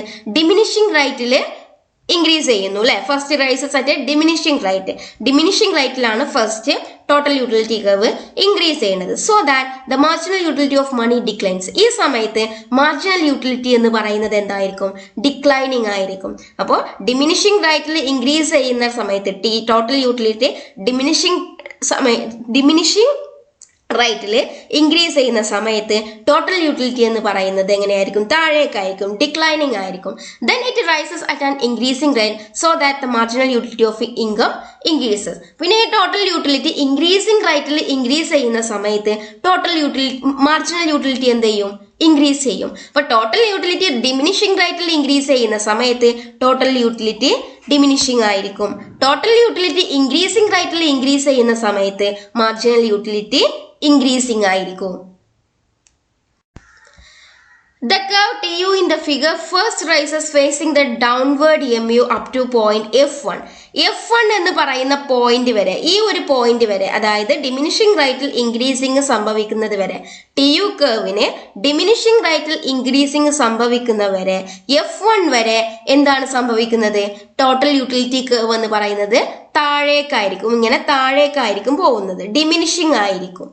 Then facing upward up two point K1 വരെ എന്തായിരിക്കും? K1 വരെ മാർജിനൽ യൂട്ടിലിറ്റി ഇൻക്രീസിങ് ടെൻഡൻസി ആയിരിക്കും കാണിക്കുന്നത്. ഈ F1 വരെ മാർജിനൽ യൂട്ടിലിറ്റി ഡിമിനിഷിംഗ് ആയിരിക്കും. അതിനുശേഷം മാർജിനൽ യൂട്ടിലിറ്റി K1 വരെ എന്ത് ചെയ്യും? ഇൻക്രീസിങ് സംഭവിക്കും.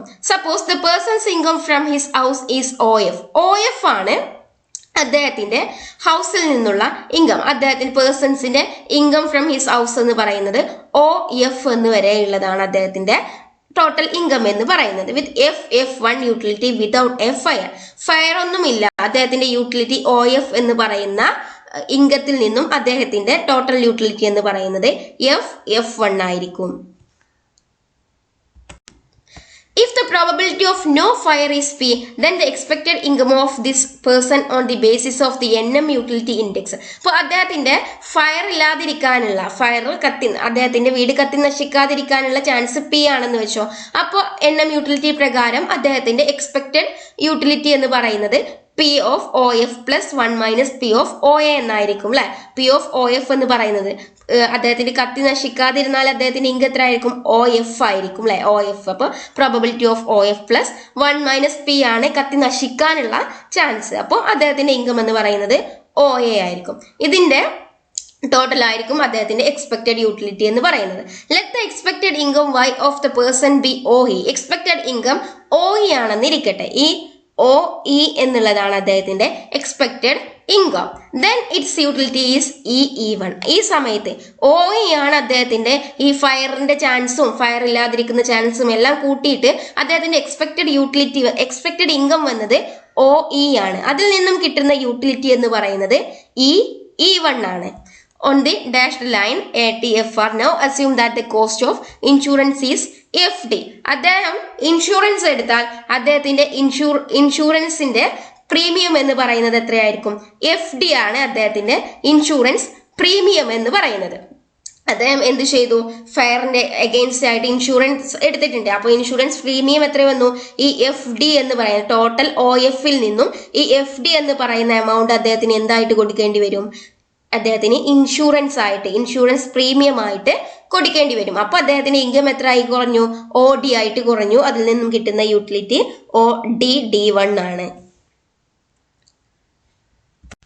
ഇനി thus the person's assured income with insurance is OD, which gives him greater utility DD1 than E1 from expected income OE with the probability of no fire.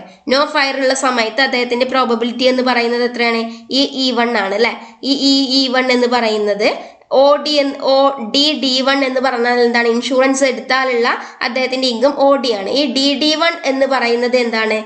DD1 എന്ന് പറയുന്ന utilities greater than E1 ആണ്. അദ്ദേഹത്തിന്റെ expected ഇൻകത്തിൽ നിന്നും കിട്ടുന്ന യൂട്ടിലിറ്റിനേക്കാൾ കൂടുതൽ utility എവിടെ നിന്ന് കിട്ടുന്നുണ്ട്? D1 നിന്നും അദ്ദേഹത്തിന് കിട്ടുന്നുണ്ട്. Therefore the person will buy insurance to avoid risk and have the assured income OD by paying FD premium in case his house burned down by fire. ഇങ്ങനെ നോക്കാം.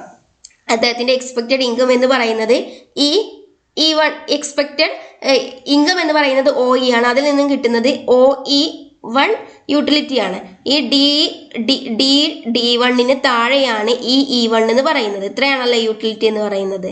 അപ്പോൾ ഇത്രയേ ഉള്ളൂ എക്സ്പെക്റ്റഡ് ഇൻകത്തിൽ നിന്നും കിട്ടുന്ന യൂട്ടിലിറ്റി. പക്ഷെ അദ്ദേഹം ഇൻഷുർ ചെയ്താൽ എന്ത് ചെയ്യുന്നുണ്ട്? ഇൻഷുർ ചെയ്ത ഇൻകത്തിൽ നിന്നും അദ്ദേഹത്തിന് ഈ ഒരു എക്സ്പെക്റ്റഡ് ഇൻകത്തിൽ നിന്നും കിട്ടുന്ന യൂട്ടിലിറ്റിനേക്കാൾ കൂടുതൽ ഇൻഷുർ ചെയ്ത ഇൻകത്തിൽ നിന്നും കിട്ടുന്നുണ്ട്. അതുകൊണ്ടാണ് അദ്ദേഹം എന്ത് ചെയ്തത്, ഇൻഷുർ ചെയ്തത് എന്നുള്ളതാണ് ആരുടെ അഭിപ്രായം, ഫ്രീഡ്മാൻ സാവേജിന്റെ അഭിപ്രായം. With OD income left with the person after buying insurance of the housing against fire, he decided to purchase a lottery ticket which cost DB. Then അദ്ദേഹം എന്ത് ചെയ്തു, ഈ ഇൻഷുർ എടുത്ത് കഴിഞ്ഞിട്ട് OD എന്ന് പറയുന്ന ഇൻകം അദ്ദേഹത്തിന്റെ അടുത്ത് ബാക്കിയുണ്ട്. ബാക്കിയുള്ള കോസ്റ്റിന് DB എന്ന് പറയുന്ന ഈ കോസ്റ്റിന് അദ്ദേഹം എന്തും തീരുമാനിച്ചു, ഒരു ലോട്ടറി ടിക്കറ്റ് എടുക്കാനും കൂടി തീരുമാനിച്ചു. ഇപ്പൊ അദ്ദേഹത്തിന്റെ ഇൻകം OB ആയിട്ട് കുറഞ്ഞു അല്ലെ, കാരണം DF ആയിരുന്നു, OF ആയിരുന്നു ടോട്ടൽ ഇൻകം, അതിൽ നിന്നും FD എന്തായിട്ട് പോയി, നമ്മുടെ ഇൻഷുറൻസ് പ്രീമിയം ആയിട്ട് പോയി. DB എന്തായിട്ടും പോയി, ലോട്ടറി ടിക്കറ്റ് വാങ്ങുന്നതിനുള്ള എമൗണ്ട് ആയിട്ടും പോയി. If he does not win, his income would fall to OB with utility B1 അല്ലെ. ഈ DB അദ്ദേഹത്തിന്റെ ടോട്ടൽ ഇൻകം OF ആയിരുന്നു, FD അദ്ദേഹത്തെ ഇൻഷുറൻസ് ആയിട്ട് പോയി, DB എന്തിനു പോയി, ലോട്ടറി ടിക്കറ്റ് ബൈ ചെയ്യുന്നതിന് പോയി. അപ്പൊ അദ്ദേഹം ലോട്ടറി വിൻ ചെയ്തില്ല എന്ന് വെക്കുക, ലോട്ടറിയിൽ അദ്ദേഹം ഫെയിൽ ആയി. അപ്പം അദ്ദേഹത്തിന്റെ ഇൻകം എന്ന് പറയുന്നത് OB ആയിട്ട് കുറയും അല്ലെ. അതിൽ നിന്നും കിട്ടുന്ന യൂട്ടിലിറ്റി B1 ആണ്. അപ്പം അദ്ദേഹത്തിന്റെ യൂട്ടിലിറ്റി B1 ആണ്, ഇൻകം OB ആയിട്ട് കുറയും. If he wins, അദ്ദേഹം വിൻ ചെയ്താൽ, ലോട്ടറി അദ്ദേഹം വിൻ ചെയ്താൽ, his income would increase to OK. അദ്ദേഹത്തിന്റെ ഇൻകം എന്തായിട്ട് കൂടും, OK ആയിട്ട് അദ്ദേഹത്തിന്റെ ഇൻകം കൂടും. അതിൽ നിന്നും കിട്ടുന്ന യൂട്ടിലിറ്റി എന്ന് പറയുന്നത് K1 ആണ്. അപ്പം വിൻ ചെയ്താൽ OK ആയിട്ട് കൂടുകയും ചെയ്യും, ഫെയിൽ ആയാൽ OB ആയിട്ട് കുറയും ചെയ്യും. Thus, his expected income with the probability P dash of not winning the lottery is. അപ്പോൾ അദ്ദേഹത്തിന്റെ വിൻ ചെയ്ത ലോട്ടറിന്റെ ഇൻഷുറൻസ് എടുത്തപ്പോൾ ഉള്ള സമയത്തെ എക്സ്പെക്റ്റഡ് ഇൻകം നമ്മൾ കണ്ടു. ഇനി ലോട്ടറി എടുത്ത സമയത്ത് അദ്ദേഹത്തിന്റെ എക്സ്പെക്റ്റഡ് ഇൻകം എങ്ങനെയാണ്, Y1 is equal to P dash of OB plus 1 minus P dash of OK എന്ന് പറയുന്നതാണ് അദ്ദേഹത്തിന് അല്ലെ. OB എന്ന് പറയുന്നത് അദ്ദേഹത്തിന് ഫെയിൽ ആയാൽ അദ്ദേഹത്തിന്റെ കയ്യിലുള്ള ഇൻകം, അതിനുള്ള പ്രോബബിലിറ്റി P ഡാഷ് ആണ്. 1 മൈനസ് P ഡാഷ് ആണ് അദ്ദേഹത്തിന് വിൻ ചെയ്യാനുള്ള പ്രോബബിലിറ്റി. അദ്ദേഹം വിൻ ചെയ്താൽ ഈ OK എന്ന് പറയുന്ന ഇൻകം അദ്ദേഹത്തിന്റെ കയ്യിൽ ഉണ്ടായിരിക്കും. ഇങ്ങനെ നമ്മൾ എക്സ്പെക്റ്റഡ് യൂട്ടിലിറ്റി കണ്ടു അല്ലെ. എക്സ്പെക്റ്റഡ്, അതിൽ നിന്നും അദ്ദേഹത്തിന്റെ എക്സ്പെക്റ്റഡ് ഇൻകം എന്ന് പറയുന്നത് OG ആണെന്ന് വിചാരിക്കാം. ഈ OG എന്ന് പറയുന്ന എക്സ്പെക്റ്റഡ് ഇൻകത്തിൽ നിന്നും നമ്മൾ അദ്ദേഹം ലോട്ടറി ടിക്കറ്റ് ബൈ ചെയ്യുകയാണെന്നുണ്ടെങ്കിൽ, ഈ ഹോർഷി ആരുമാവട്ടെ, എക്സ്പെക്റ്റഡ് ഇൻകം എന്ന് പറയുന്നത് OG ആണ്. ലോട്ടറി ടിക്കറ്റ് ബൈ ചെയ്യുന്ന സമയത്ത് എക്സ്പെക്റ്റഡ് ഇൻകം OG ആണ്. ഈ ജിയിൽ നിന്നും OG ഇൻകത്തിൽ നിന്നും കിട്ടുന്ന ടോട്ടൽ യൂട്ടിലിറ്റി എന്ന് പറയുന്നതോ G1 ആണ്. അപ്പോൾ നമുക്കറിയാം, നമ്മൾ പറഞ്ഞിരുന്നു F1 വരെ, O മുതൽ F1 വരെ മാർജിനൽ യൂട്ടിലിറ്റി എന്ന് പറയുന്നത് ഡിമിനിഷിംഗ് ആണ്. അതിനുശേഷം മാർജിനൽ യൂട്ടിലിറ്റി ഇൻക്രീസിംഗ് ആണ്. അതുകൊണ്ട് തന്നെ അദ്ദേഹം എന്ത് ചെയ്യും, അദ്ദേഹത്തിന് കൂടുതൽ വരുമാനം വരും തോറും അദ്ദേഹത്തിന്റെ മാർജിനൽ യൂട്ടിലിറ്റി എന്ന് പറയുന്നത് ഇൻക്രീസിംഗ് ആയതുകൊണ്ട് തന്നെ അദ്ദേഹം എന്ത് ചെയ്യുന്നുണ്ട്, ഈ ഒരു ഗാംബ്ലിങ്ങിൽ പങ്കെടുക്കുന്നുണ്ട് എന്നുള്ളതാണ് ആര് വാദിക്കുന്നത്, ഫ്രീഡ്മാൻ സാവേജ് വാദിക്കുന്നത്. Up to F1 MU is decreasing and up to K1 MU is increasing. നമുക്കറിയാം F1 വരെ MU എന്താണ്, ഡിക്രീസിംഗ് ആണ്, K1 വരെ ഇൻക്രീസിംഗ് ആണ്, ദെൻ K1 ശേഷം വീണ്ടും മാർജിനൽ യൂട്ടിലിറ്റി ഡിക്രീസിംഗ് ആണ്. In the last stage, when the expected income of the person is more than OK in the region K1 T1 of the TU curve, the marginal utility of income is declining and consequently he is not willing to undertake risks in buy lottery tickets or in other risky investment expect at the favorable odds. അതായത് ഈ K1 ശേഷം marginal utility എന്ന് പറയുന്നത് declining ആണ്. അതുകൊണ്ട് തന്നെ എന്ത് ചെയ്യില്ല, ഈ ഒരു വ്യക്തി എന്തിനു മുതിരില്ല, ഈ ഒരു കൂടുതൽ ഇൻകം ഉണ്ടാക്കുന്നതിന് വേണ്ടിയിട്ട് മുതിരില്ല. അതുകൊണ്ട് തന്നെ ഗാംബ്ലിങ്ങിലൊന്നും പങ്കെടുക്കില്ല. കാരണം എന്താണ്, അദ്ദേഹത്തിന്റെ മാർജിനൽ യൂട്ടിലിറ്റി ഇതിന് ശേഷം ഡിക്ലൈനിങ് ആണ്. ഈ K1 ശേഷം എത്ര ഇൻകം അദ്ദേഹത്തിന് കിട്ടുന്നോ ആ ഇൻകത്തിൽ നിന്നും അദ്ദേഹത്തിന് കിട്ടുന്ന മാർജിനൽ യൂട്ടിലിറ്റി എന്ന് പറയുന്നത് ഡിക്ലൈനിങ് ആണ്. പിന്നെ അദ്ദേഹം എന്തിനു മുതിരില്ല, ആ ഒരു ഗാംബ്ലിങ്ങിൽ പങ്കെടുക്കാനോ കൂടുതൽ ഇൻകം സൃഷ്ടിക്കാനോ മുതിരില്ല. ഇനി ഫ്രീഡ്മാൻ സാവേജ് ഇവിടെ പറഞ്ഞിട്ടുള്ളത് ഈ F1 വരെ ഉള്ളതിനെ ഒരു പുവേഴ്സിന്റെ, ഒരു താഴെ ക്ലാസ്സിലുള്ളവരുടെ ഇൻകം ആയിട്ടാണ് F1 വരെ പറഞ്ഞിട്ടുള്ളത്. ഈ K1 വരെ, F1 മുതൽ K1 വരെ മിഡിൽ ക്ലാസ് ആയിട്ടും K1ന് ശേഷം റിച്ച് ആയിട്ടുമാണ് ആര് കൺസിഡർ ചെയ്തിട്ടുള്ളത്? ഫ്രീഡ്മാൻ സാവേജ് കൺസിഡർ ചെയ്തിട്ടുള്ളത്. ഒന്ന് ഓർക്കുക, F1 വരെ ഉള്ളത്, F വരെ ഇൻകം ഉള്ളവർ പുവർ ആയിട്ടും F to K വരെ ഉള്ളത് മിഡിൽ ക്ലാസ്സും അപ് ടു K എന്താണ് റിച്ച് പേഴ്സൺ ആയിട്ടാണ് ആര് കണ്ടിട്ടുള്ളത്? ഫ്രീഡ്മാൻ സാവേജ് കണ്ടിട്ടുള്ളത്. ഇതൊന്ന് മനസ്സിൽ വെക്കുക, ഇനി അങ്ങോട്ട് പോകുമ്പോൾ നമുക്കത് മനസ്സിലാവും. This region explain saint Petersburg paradox. ഈ K1ന് ശേഷമുള്ള ആ ഒരു ഭാഗമുണ്ടല്ലോ, മാർജിനൽ യൂട്ടിലിറ്റി ഡിക്ലൈൻ ചെയ്യുന്ന ആ ഒരു ഭാഗം, ആ ഒരു റീജിയൻ ആണ് എന്തിനെ എക്സ്പ്ലെയിൻ ചെയ്യുന്നത്? സെന്റ് പീറ്റേഴ്സ്ബർഗ് പാരഡോക്സിനെ എക്സ്പ്ലെയിൻ ചെയ്യുന്നത്. കാരണം മാർജിനൽ യൂട്ടിലിറ്റി ഡിക്ലൈനിങ് ആണ്. കൂടുതൽ ഇൻകം കിട്ടിയിട്ട് കാര്യമില്ല. മാർജിനൽ യൂട്ടിലിറ്റി എന്ന് പറയുന്നത് ഡിക്ലൈനിങ് ആണ്. കൂടുതൽ ഇൻകം ഉണ്ടായാലും അതിൽ നിന്നും ഡിറൈവ് ചെയ്യുന്ന യൂട്ടിലിറ്റി ഡിക്ലൈനിങ് ആണ്. പിന്നെ കൂടുതൽ വരുമാനം ഉണ്ടാക്കാനൊന്നും ആര് പോവില്ല? ഏതൊരു ഇൻഡിവിജ്വലും പോവില്ല. Friedman and Savage believe that the TU curve describes the attitudes of people towards risk in different socio-economic groups. അദ്ദേഹം ഈ റിസ്കിനോടുള്ള ആറ്റിറ്റ്യൂഡിന്, ഈ ഇൻഡിവിജ്വൽസിന്റെ റിസ്കിനോടുള്ള ആറ്റിറ്റ്യൂഡ് എല്ലാവർക്കും സെയിം അല്ല. സോഷ്യോ എക്കണോമിക് ഗ്രൂപ്പ്സ് അനുസരിച്ച് ഡിഫറെന്റ് ആണ് ഈ ആറ്റിറ്റ്യൂഡ് എന്നാണ് ആര് വാദിക്കുന്നത്? ഫ്രീഡ്മാൻ സാവേജ് വാദിക്കുന്നത്. However, they recognize many differences between persons even in the same socio-economic group. Same socio-economic ഗ്രൂപ്പിൽ തന്നെ ഡിഫറൻസസ് വരുന്നുണ്ട് എന്നും അവര് റെക്കഗ്നൈസ് ചെയ്യുന്നുണ്ട്. Some are habitual gamblers while others avoid risk. ചിലർ എന്ന് പറയുന്നത് അവരുടെ ഹാബിറ്റ് എന്ന് പറയുന്നത് ഗാംബ്ലിങ്ങിൽ പങ്കെടുക്കുക എന്നുള്ളത് ഒരു ഹാബിറ്റ് ആയിക്കൊണ്ട് നടക്കുന്നവരുണ്ട്. മറ്റുള്ളവരെന്താണ് റിസ്കിനെ അവോയ്ഡ് ചെയ്യുക എന്നുള്ളതും ഒരു ഹാബിറ്റായി കൊണ്ട് നടക്കുന്നവരുണ്ട്. Still, Friedman and Savage believe that the curve describes the propensities of the main groups. Main groups in the propensities ആണ് ആ ഒരു curve വഴി അവര് ഫ്രീഡ്മാനും സാവേജും കൂടെ എക്സ്പ്ലെയിൻ ചെയ്തിട്ടുള്ളത്. According to them, people in the middle income group with increasing marginal utility of income are those who are willing to take risks to improve their lot. നമ്മൾ നേരത്തെ കണ്ടു ആ ഒരു മിഡിലിൽ വരുന്ന പോർഷൻ, അതായത് മാർജിനൽ യൂട്ടിലിറ്റി ഇൻക്രീസ് ചെയ്യുന്ന portion, അത് ആ ഒരു പോർഷനെയാണ് മിഡിൽ ഇൻകം ഗ്രൂപ്പായിട്ട് ആര് കണക്കാക്കുന്നത്? ഫ്രീഡ്മാൻ സാവേജ് കണക്കാക്കുന്നത്. അതുകൊണ്ട് തന്നെ ഫ്രീഡ്മാൻ സാവേജ് പറയുന്നത് അവര് റിസ്ക് ഏറ്റെടുക്കാൻ തയ്യാറാവും. അതുകൊണ്ട് തന്നെ കാരണം അവരുടെ മാർജിനൽ യൂട്ടിലിറ്റി ഇൻക്രീസിങ് ആണ്. കൂടുതൽ ഇൻകം കിട്ടിയാലും അതിൽ നിന്നും കിട്ടുന്ന യൂട്ടിലിറ്റി എന്ന് പറയുന്നത് ഇൻക്രീസിങ് ടെൻഡൻസിയാണ് കാണിക്കുന്നത്. അതുകൊണ്ട് അവർ കൂടുതൽ ഇൻകം ഉണ്ടാക്കാൻ ശ്രമിക്കും. അതുകൊണ്ട് തന്നെ മിഡിൽ ഇൻകം ഗ്രൂപ്പ് ഗാംബ്ലിങ്ങിൽ പങ്കെടുക്കുകയും ചെയ്യും, റിസ്ക് അവോയ്ഡ് ചെയ്യുന്നതിന് വേണ്ടിയിട്ട് ശ്രമിക്കുകയും ചെയ്യും. പക്ഷെ പുവേഴ്സിന്റെ കാര്യത്തിലും റിച്ച് പേഴ്സന്റെ കാര്യത്തിലും നേരെ മറിച്ചാണ് സംഭവിക്കുന്നത്. മിഡിൽ ക്ലാസ് മാത്രമേ ഗാംബ്ലിങ്ങിൽ പങ്കെടുക്കുകയും റിസ്ക് ഏറ്റെടുക്കുകയും അതുപോലെ തന്നെ ഇൻഷുറൻസ് ബൈ ചെയ്തിട്ട് റിസ്കിനെ അവോയ്ഡ് ചെയ്യുകയൊക്കെ ചെയ്യുന്നുള്ളൂ. പക്ഷെ റിച്ചും പുവറും ഒന്നും ഈ രണ്ട് കാര്യങ്ങളും ചെയ്യുന്നില്ല എന്നുള്ളതാണ് ആരുടെ വാദം? ഫ്രീഡ്മാൻ സാവേജിന്റെ വാദം. Friedman savage summarizes that amount of money diminishes for both rich and poor. പുവേഴ്സിന്റെ കാര്യത്തിലും റിച്ചിന്റെ കാര്യത്തിലും മണിയുടെ മാർജിനൽ യൂട്ടിലിറ്റി എന്ന് പറയുന്നത് ഡിമിനിഷിംഗ് ആണ്. നമ്മൾ പറഞ്ഞു ഫസ്റ്റ് പോർഷനും ലാസ്റ്റ് പോർഷനും മാർജിനൽ യൂട്ടിലിറ്റി എന്ന് പറയുന്നത് ഡിമിനിഷിംഗ് ആണ്. അത് ഫസ്റ്റ് പോർഷൻ കാണിക്കുന്നത് പുവറിനെയും ലാസ്റ്റ് പോർഷൻ കാണിക്കുന്നത് റിച്ചിനെയുമാണ്.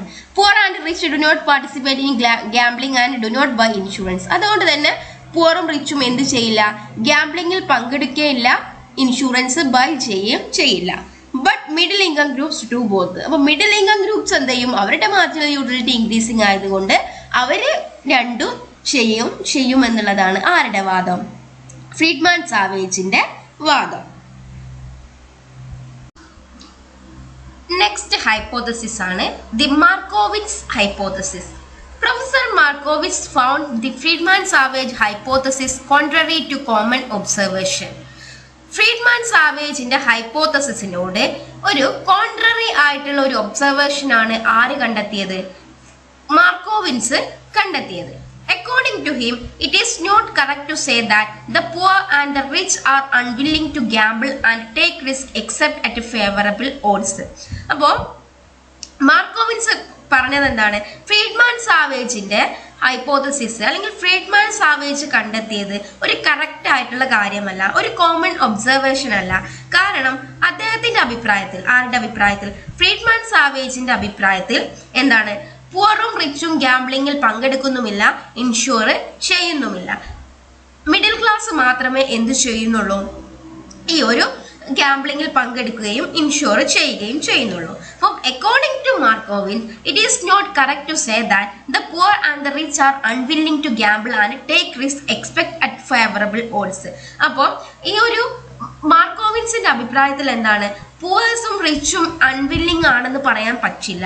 ഗാംബ്ലിങ്ങിൽ പങ്കെടുക്കുന്നതും അല്ലെങ്കിൽ ഇൻഷുർ ചെയ്യുന്നതിനോടും അവർ മുഖം തിരിഞ്ഞിരിക്കുന്നു എന്ന് പറയാൻ പറ്റില്ല എന്നാണ് ആര് പറയുന്നത്, മാർക്കോവിറ്റ്സ് പറയുന്നത്. Rather, both purchase lotteries and gamble on horse races. അപ്പോൾ അവർ എന്ത് ചെയ്യുന്നുണ്ട്, ലോട്ടറീസ് പർച്ചേസ് ചെയ്യുകയും ഗാംബിൾ ചെയ്യുകയൊക്കെ ചെയ്യുന്നുണ്ട്. They also play the games at casinos and gamble alike in the stock market. അവിടെ സ്റ്റോക്ക് മാർക്കറ്റിൽ പ്ലേ ചെയ്യുന്നുണ്ട്, അതുപോലെ തന്നെ ഗെയിംസ് ഒക്കെ അവരും പ്ലേ ചെയ്യുന്നുണ്ട്. Thus, Friedman and Savage failed to observe the actual behavior of the poor and the rich because they assume that the marginal utility of income depends on the absolute level of income.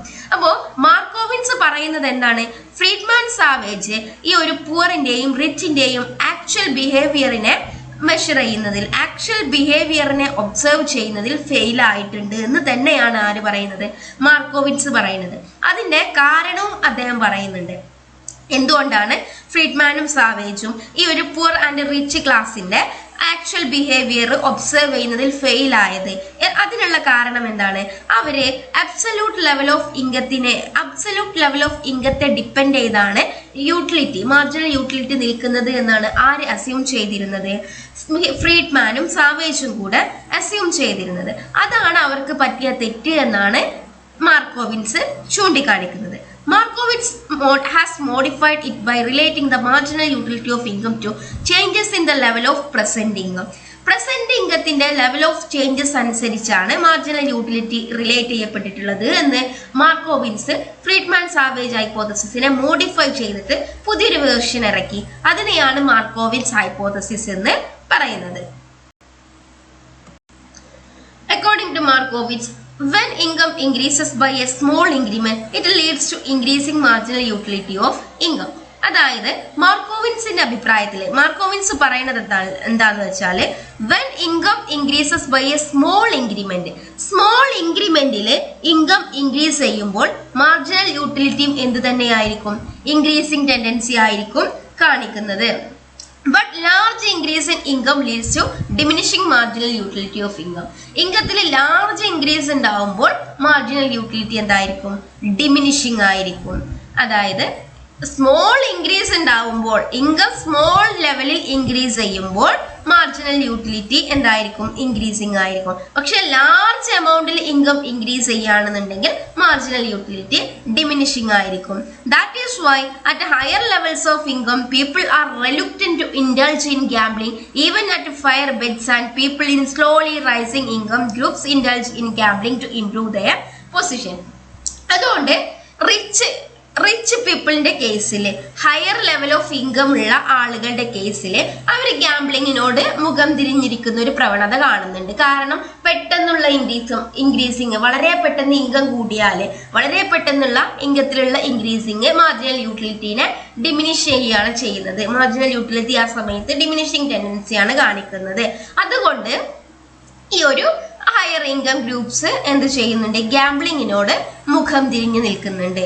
On the other hand, when there are small decrease in income the marginal utility of income rises. അപ്പൊ small decrease ആണ് സംഭവിക്കുന്നുണ്ടെങ്കിൽ marginal utility എന്താണ്, rise ആണ് സംഭവിക്കുന്നത്. But large decrease in income leads to diminishing marginal utility of income.